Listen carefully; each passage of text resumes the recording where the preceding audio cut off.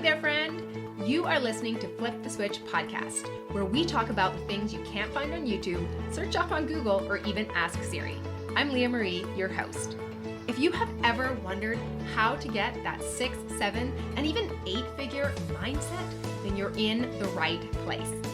We all know that anything and everything we have ever done has been done mentally before it was ever done physically, even if it was on a subconscious level. The body must follow the mind. So I say, let's apply this universal law to business and be successful mentally, then allow the strategies we have to take us there physically. I am a brain hacking transformation specialist. I've worked with award-winning CEOs, Olympic-level athletes, accredited investors, a rocket scientist, and more, teaching them to rewire their thinking so their vision's impact is unstoppable, influencing generations. I don't tell you this to impress you, but impress upon you the power each of you already has access to, and it's right between your ears. I've been working with entrepreneurs for over 2 decades, and there is an indisputable trend that can be found. Allow me to let you in on the secret. It's mindset. Mindset is the deciding factor, not resources, influence, time, money, or even your talents or skill set. So in this podcast, you're going to meet incredible people, individuals who are crushing it when it comes to creating positive impact in our world. We take a look behind the scenes at what it takes to win in today's world so that you can apply these pieces now. Enough chatter, let's just jump into today's episode. Welcome to Flip the Switch. Hey, you guys, welcome back to another episode of Flip the Switch, Mindset Mastery for Entrepreneurs. I am so excited to have yet another guest of 6-figure creators. This is Michelle Vroom. I am so excited to have Michelle on the show, you guys. We are going to be chatting and having a lot of fun today. Now, let me just give you a moment to introduce. Michelle Vroom is a marketing coach with more than 15 years of experience with nonprofits, agencies, and big corporations. Now, the difference is that she actually has shifted and now helps small business owners market themselves. So I'm going to introduce Michelle with that, and I'm going to let her introduce herself a little bit further into how she does that. So Michelle, welcome to the show. Thanks, Leah. I'm so happy to be here. Thanks for having me. Absolutely. This is going to be so fun. I always love talking to the influencers who have taken that journey and then help others take that first step. And I think a lot of us know inside of the online space that 6 figures is kind of like the first thing that we look for. We're like, ooh, I just want to hit 6 figures. That's like the kind of first goal that a lot of people are aiming for. And so I love to be able to connect with those people who have not only hit it, but are helping other people hit it. So go ahead and share with our audience a little bit about, first of all, what are you doing with these small business owners? Like, what's a little bit, give us a little teaser, a little taste of what it is that you're doing with these small business owners. Yeah, and so when we say small business owners, now I'm at the point where I'm just working with women solopreneurs. So women who have big goals, big dreams, who, want to make a lot of money, but more importantly, want to make a big impact. And I am helping them figure out how to find and attract their dream clients. Not just any clients, dream clients, people who are ready to invest in working with them, people who are set up to get great results working with them, people who they love working with, right? Like, life's too short to work with clients you don't love. And so I love helping other women figure out how to do that. I think that's something that women just struggle with. They struggle with who is that ideal person. They struggle with picking an ideal client. They struggle with figuring out where to find them. There's so many options online. And so I really give them that direction that they need to attract clients that they love working with so that they can grow to 6 figures or more, so that they can, run a business that they love that also supports their life. And I think that's really important as well. Awesome. I love that. And one of the things too that you touched on just there is that women struggle with this. And I think one of the reasons they struggle with this is they are such givers. They have such huge hearts. They often will be people pleasers, right? And they don't want to leave anybody out. And so they totally struggle with that. So I think that it's fantastic that there are people like you out there who are helping them to really understand how to niche down and figure out who their ideal client avatar is, who their ideal person is that they want to serve so powerfully that it fills them as well, right? We can't give from an empty cup. And so I love this. This is so fun. Absolutely. And one thing I'll just say is, yes, absolutely. Women are people pleasers and they don't want to leave anyone out.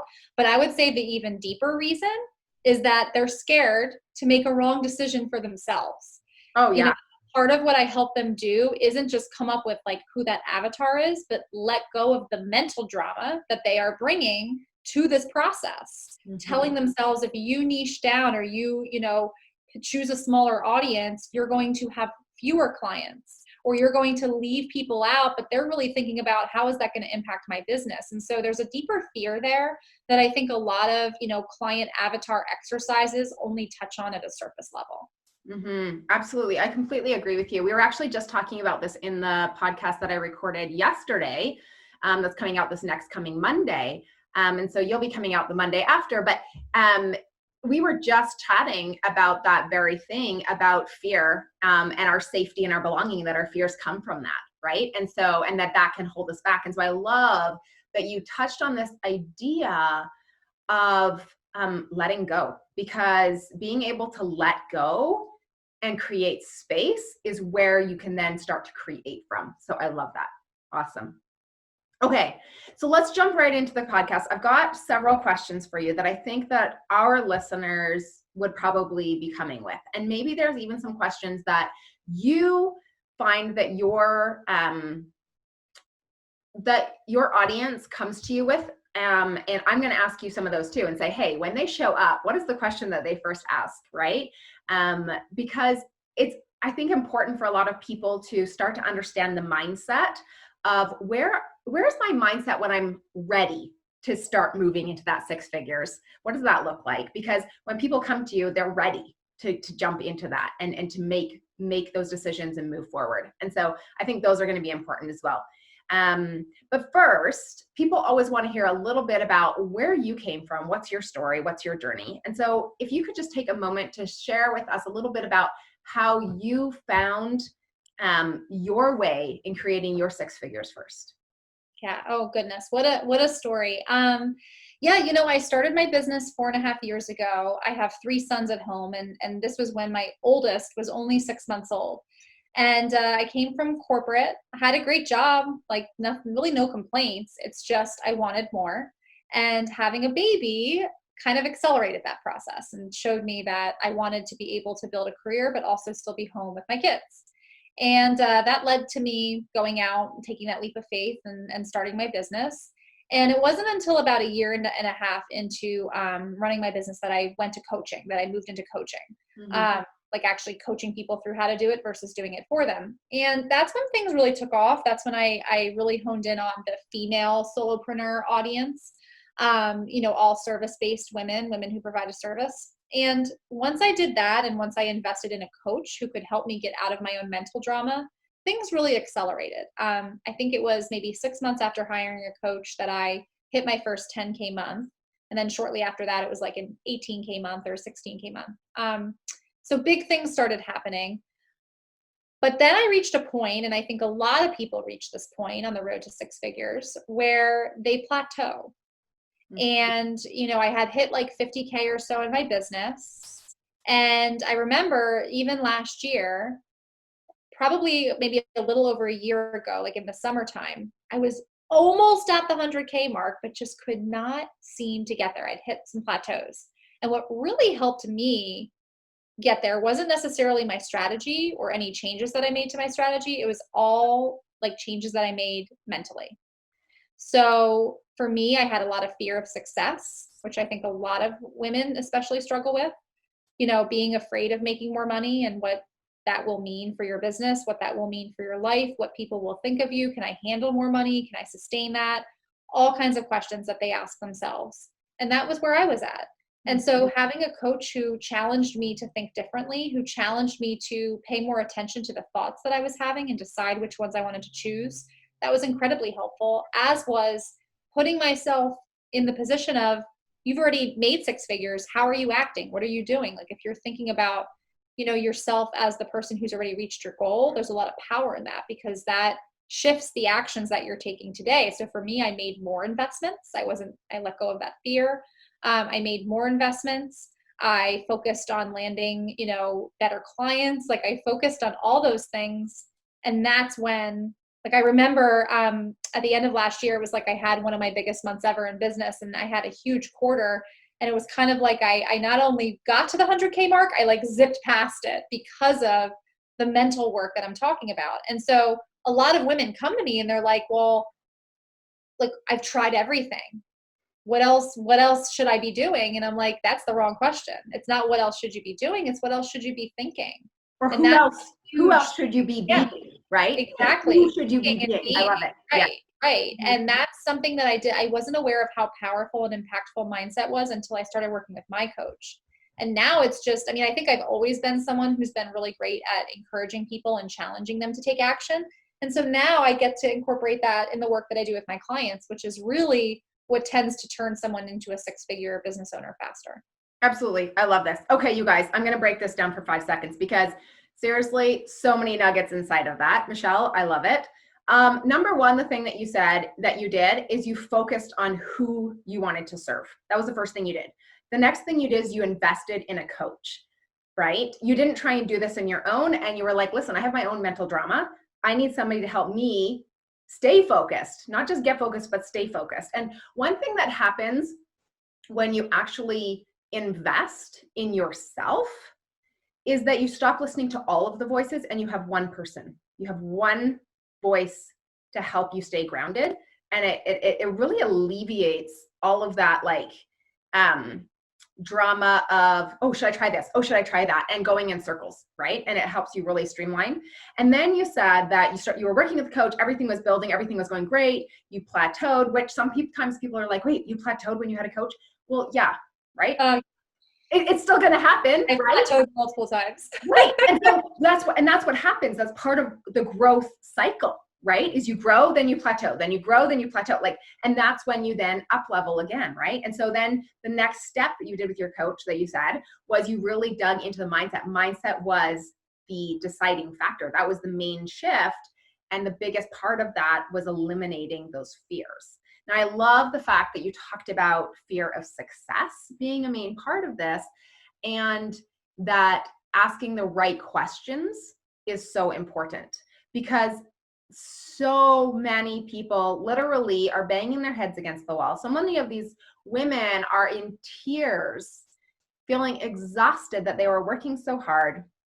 And they're saying, what am I doing wrong? What am I doing wrong? And they want to scream. And when they see posts of women who are doing well, instead of being hopeful and being excited and wanting to achieve, they are angry when they see that. And they're like, I don't want, how come they're doing this? I'm working so hard. And they have a full on temper tantrum about this. I have been there. I know that's how I can explain this. I've been there, right?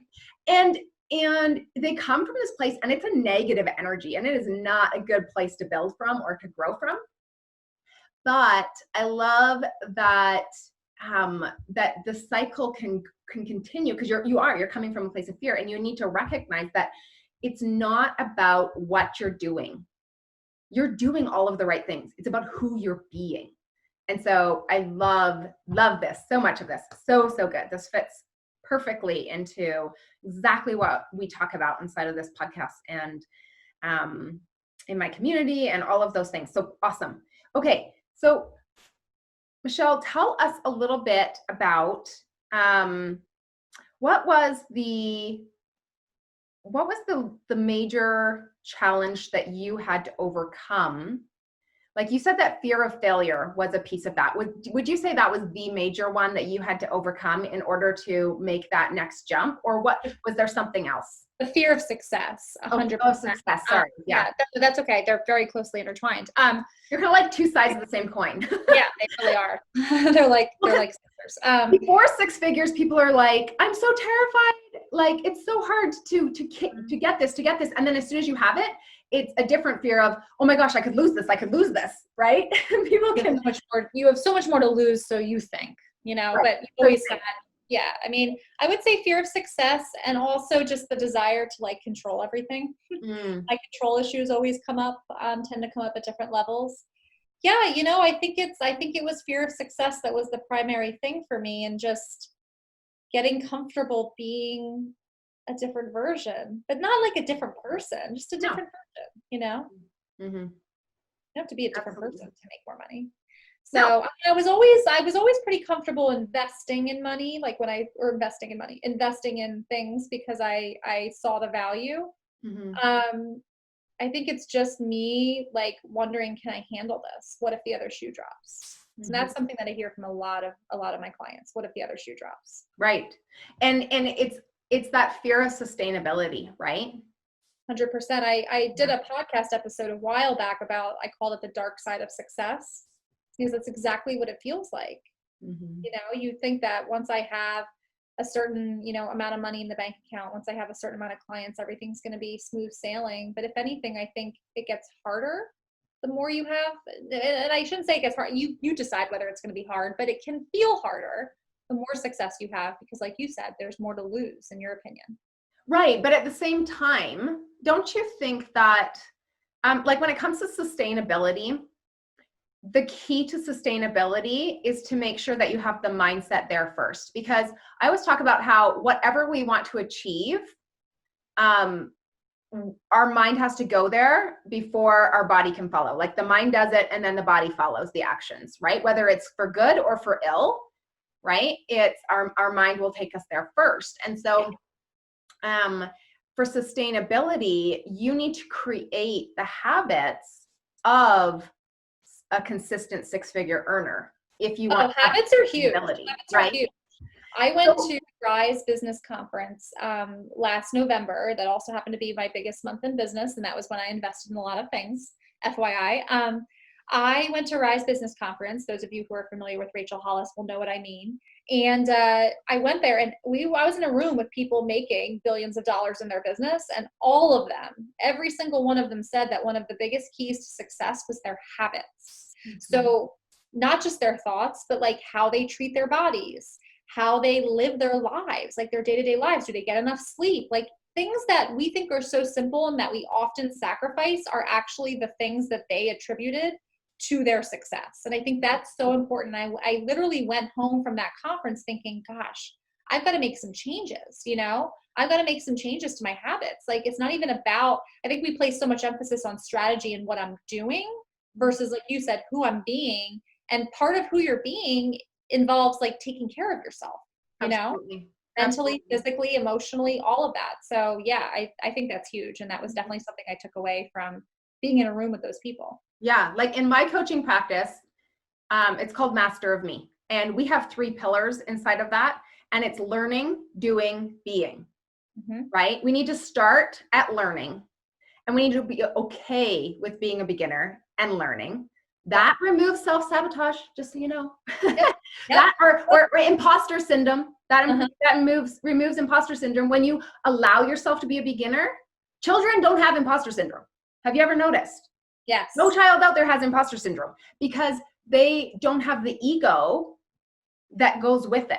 We create this imposter syndrome later in life because we figure that because we're an adult, we should be able to do it already or know it already or be the influencer already.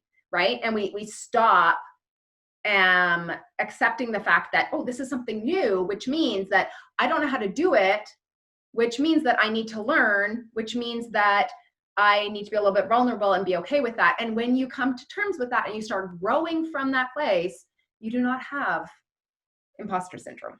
Love that. Yeah, you got to take action. You got to learn, but also keep taking action because you don't know how to do it. And it's not going to be instantaneous. It's not going to be overnight. Right. People just want overnight success. They want to just learn everything immediately and become an expert overnight. And that's just not, it's not realistic. Here's a great analogy with that.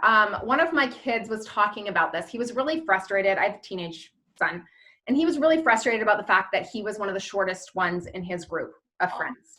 Yeah. And he was just annoyed by it. And he was just like, oh, it sucks so much being the smallest one. And he's just like, I just wish that I could just get it over with and grow overnight. And my husband was like, are you freaking kidding me? Do you have any idea how painful that would be? for your body to grow a foot in a night, like the stretch marks and the bone growth and the, like all of the aspects of what it takes, how painful that would be, like you might not even survive it.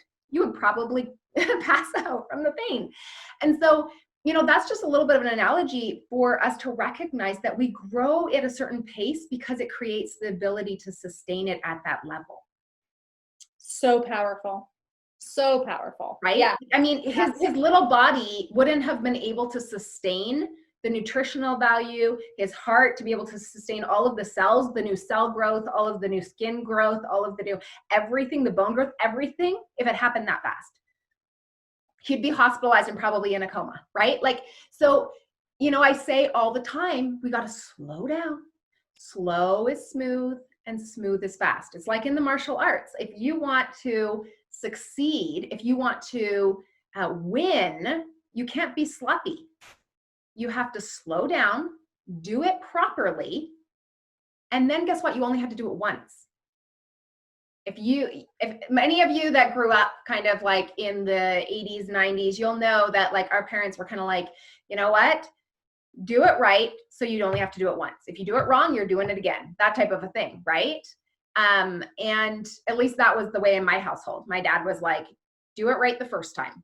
And we are in such a rush. That's part of the world we live in right now. Everything's about this instant growth, instant thing. But if you want to be able to sustain that, if you want to remove some of these fears, if you want to be okay with where you are, recognize that I'm where I'm supposed to be for what I'm creating, what is coming, right? Love it. Okay. I think I got sidetracked a little bit. That was an amazing analogy though. Thank you. That was so like, that hit me while you were saying it. That was huge. I'm so glad you said that. Awesome. Okay, so people are starting to kind of grasp this idea. I call it thought hacking. But essentially, yeah, we take a thought and we say, this is what I believe, this is what I think about it.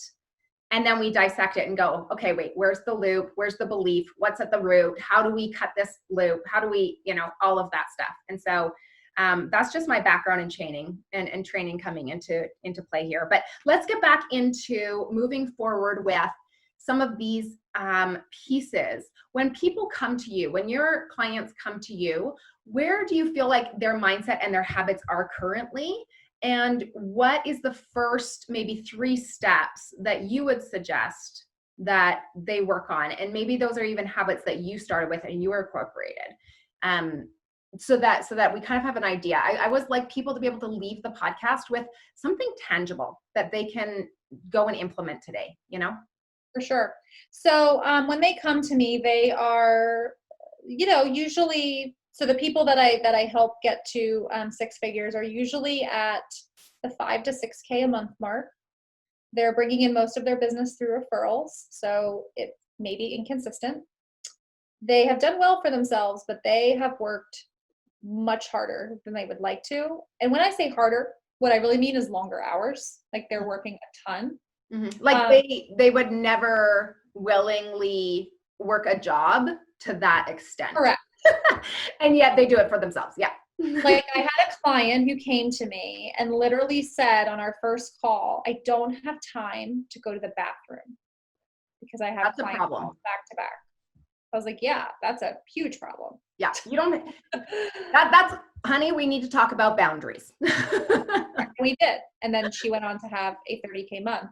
Yeah. Boundaries is together. Yeah. At the root. I'm just telling you guys, I understand boundaries is not something that's sexy, but I'm going to tell you right now, it is at the root of like 99.9% of your problems. You know what's sexy? Being able to go to the bathroom when you want to and eating a meal.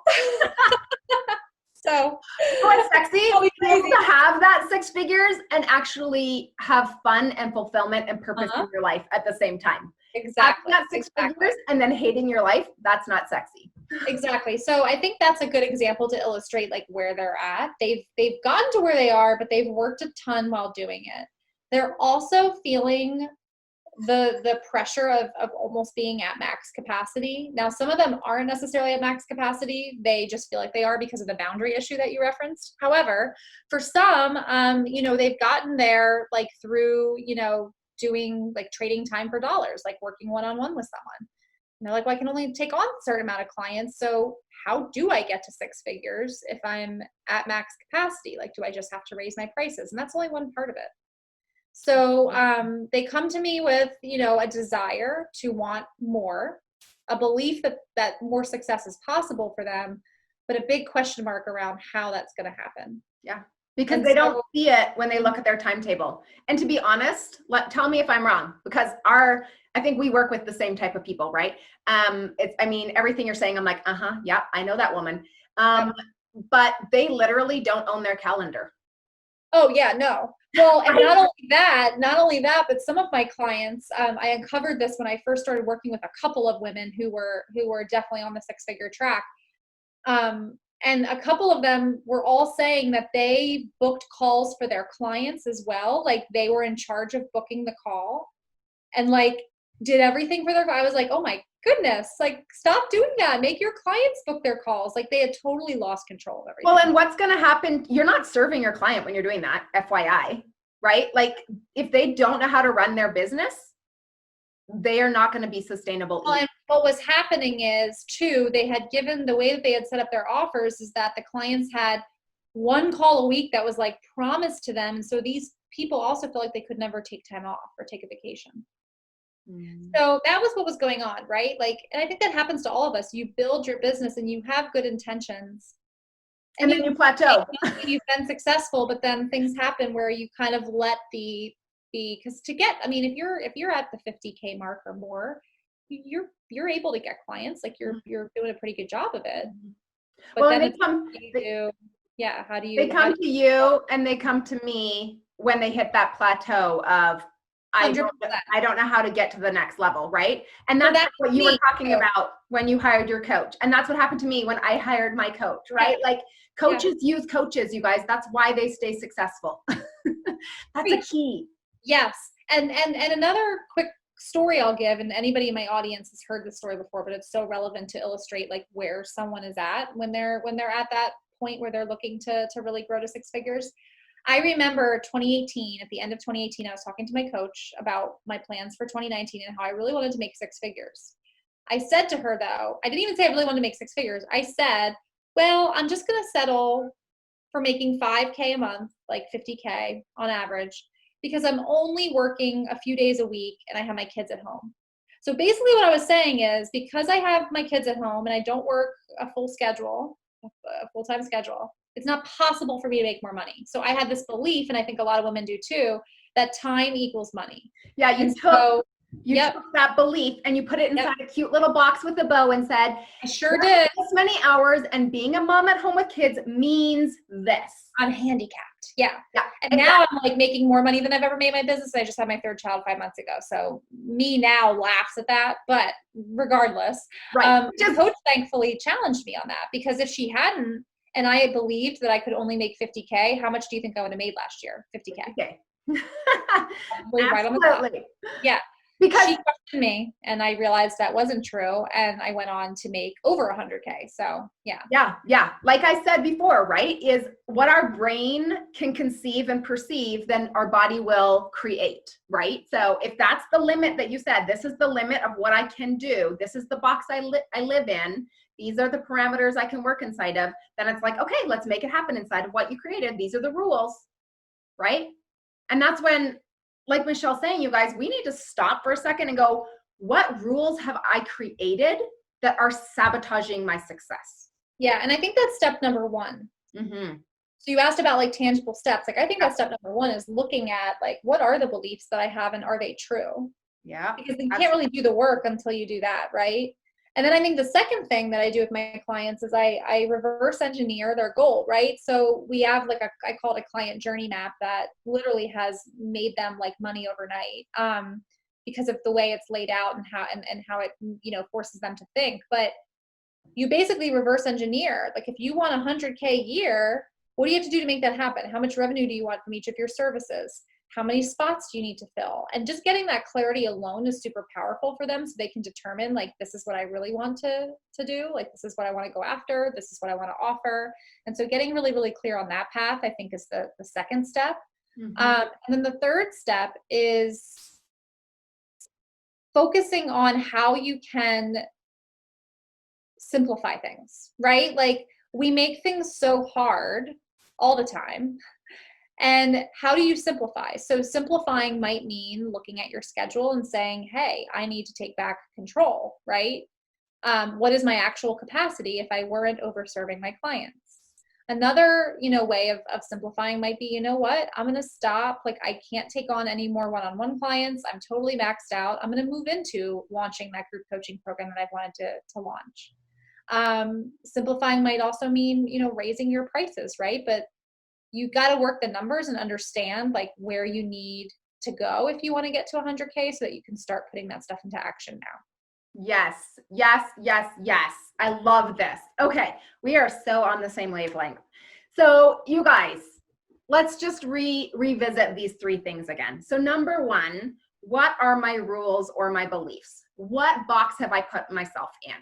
I think everybody here has probably had an experience where somebody else or ourselves has labeled us and it has held us back. And a lot of people experience that as children, but psst, guess what? You're still doing it.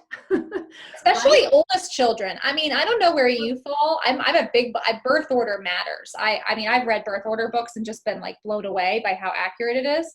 But I'm the oldest. So everybody was like, watch out, watch out. Like nobody had blazed the trail before. So there was a lot of fear around that, And I think depending on where you fell in your family, I think that's a big part of it. Yeah. Because then when I started my business, everybody was telling me, well, listen, it's going to take you like 4 or 5 years to really get some traction. And I'm like, well, 3 or 4 and I'm, That's their rules. That brings us into number 2, right? Or that's even part of number 1, right? Is this rule, is this a lie? Is this a truth? Whose rule is it? All of that stuff, right? Like those are things that you can dig into a little bit deeper.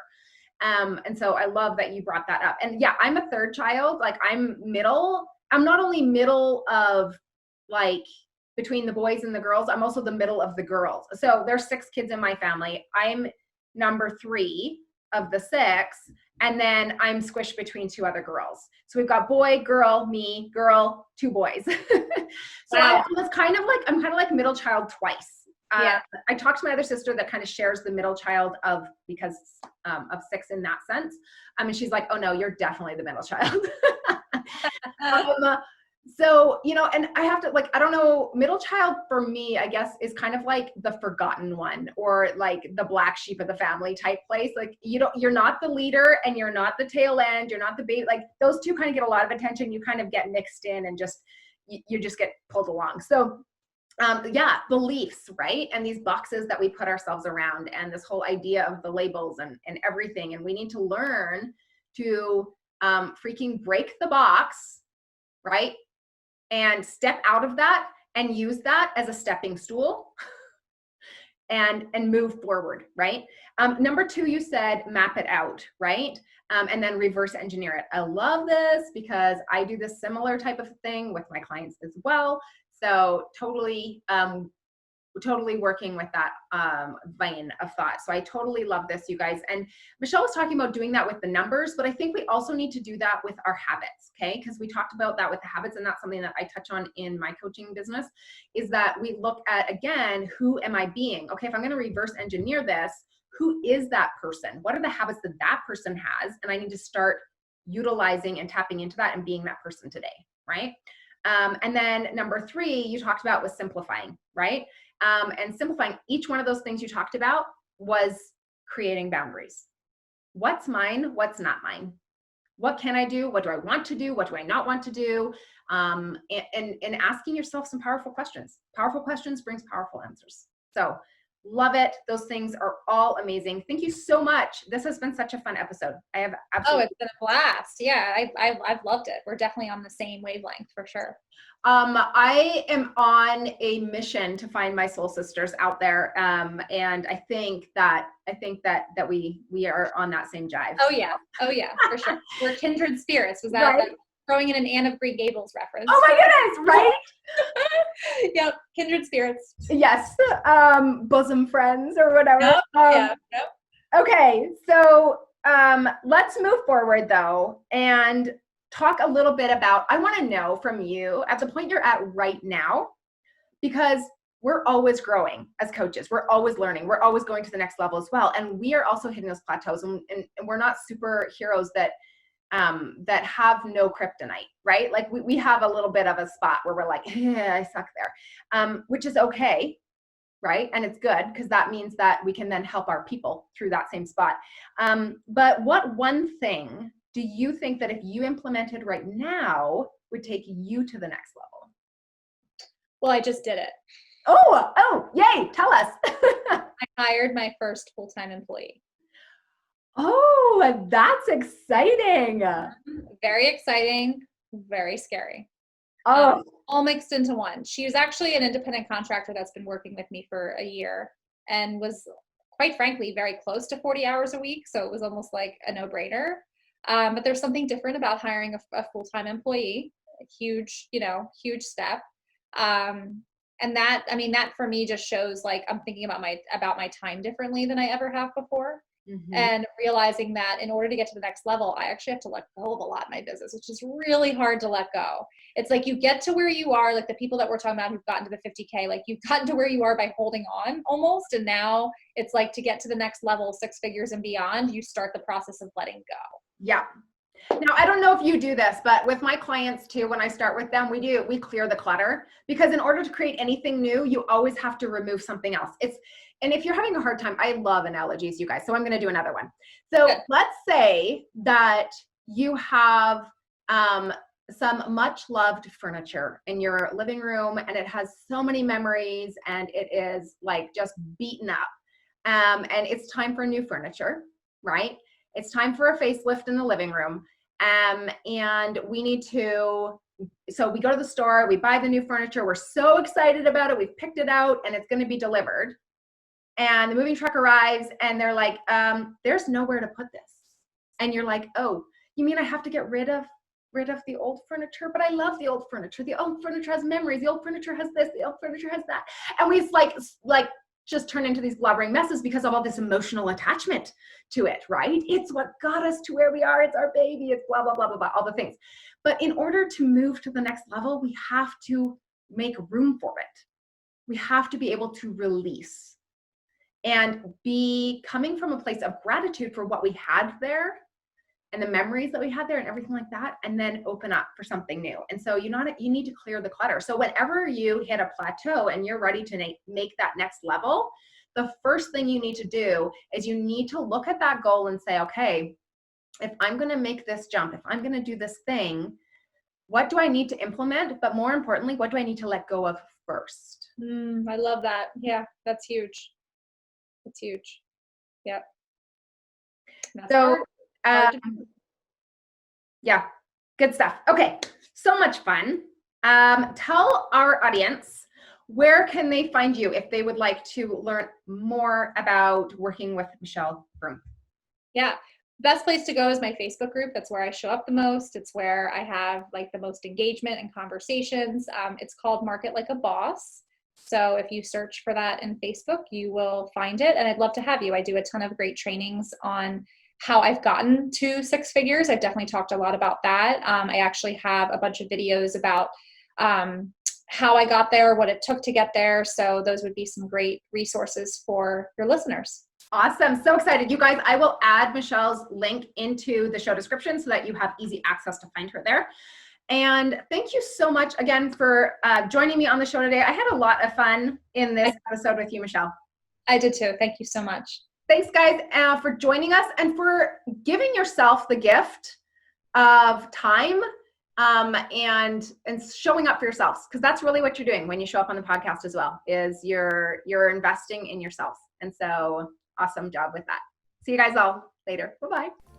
Thank you so much for joining us here on Flip the Switch, Mindset Mastery for Entrepreneurs. We've had so much fun in this podcast as always, and I want to remind you guys to go ahead and subscribe so you don't miss an episode, and I would love to connect with you. So if you have a question that you want answered, jump in, leave us a review, then DM me a snapshot of that review with your question. Then just keep listening to hear your question answered.